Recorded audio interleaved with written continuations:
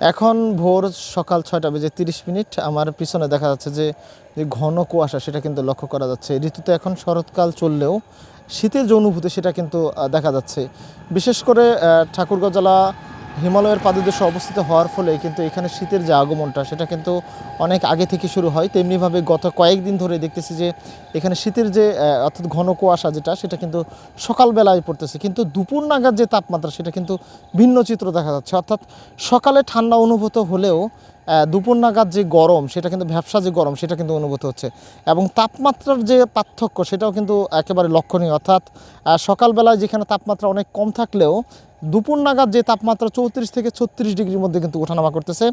একইভাবে এই 34 থেকে 36 ডিগ্রির তাপমাত্রা কিন্তু ভ্যাপসা যে গরম সেটা কিন্তু অনুভূত হচ্ছে। এর ফলে শিশু এবং বয়স্ক যারা রয়েছে তারা বিশেষ করে কিন্তু অসুস্থ হয়ে পড়তেছে। বসুন্ধরা টিস্যু, অশুদ্ধতার বিরুদ্ধে এক বিন্দুও ছাড় নয়।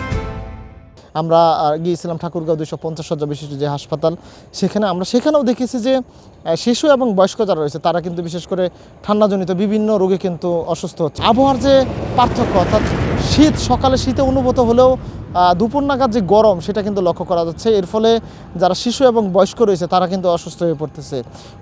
অন্যদিকে যদি বলি যে দুপুরে যে তাপমাত্রা যখন অনেক বেশি অনুভূত হয়, সন্ধ্যা নাগাদ কিন্তু সেই তাপমাত্রা কমতে শুরু করে, এবং যত রাত গভীর হয় তত কিন্তু যে কুয়াশা সেই কুয়াশার মাত্রা বাড়তে থাকে। একইভাবে ভোর নাগাদ কিন্তু দেখা যাচ্ছে যে কুয়াশা সেটা কিন্তু লক্ষণীয়, চোখে পড়ার মতন, এবং এর ফলে ঠান্ডা অনুভূত হয়। কিন্তু রাত অর্থাৎ দুপুর নাগাদ কিন্তু যে গরম সেটা কিন্তু যে মাত্রা সেটা কিন্তু অনেক বেশি হয়। এর ফলে কিন্তু মানুষ অসুস্থ হয়ে পড়তেছে।